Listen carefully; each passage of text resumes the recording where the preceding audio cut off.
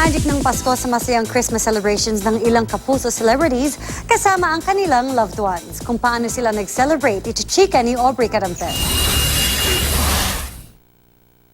Hashtag from our family to yours. Yan ang peg ng mga celebrity family portraits nitong araw ng Pasko. Para kay kapuso primetime queen Marian Rivera, wala na raw hihigit pa sa regalo ng pamilya ngayong Pasko.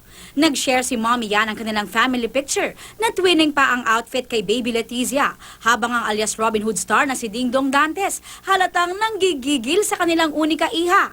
Kasama rin nag-celebrate ng Christmas niyan ang kanyang mama at lola. Nag-post naman ng wacky family photo si Dennis Trillo kasama ang kanyang pamilya.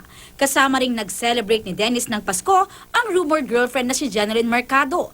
Ang Denjen, nagka-twinning sweaters din. Ang may love from the star leading man na si Gil Cuerva, nagpahatid din ng kanyang Christmas greeting kasama ang kanyang pamilya. Bumati rin ng Merry Christmas si Camille Prats kasama ang buong Prats family na nasa Macau.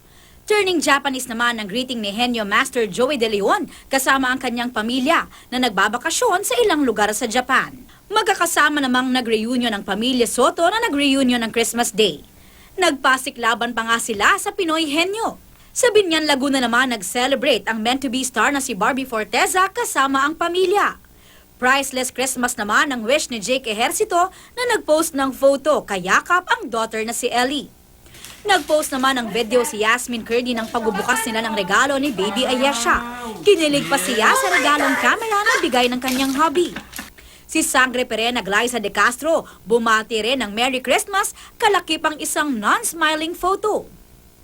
Ang newlywed na si Aliana Martinez nag-post naman ang kanilang white Christmas celebration with matching Christmas pajamas kasama ang Martinez, Macam at Cuangco family sa Lake Tahoe, Nevada. Aubrey Carampel, updated sa Showbiz Happenings.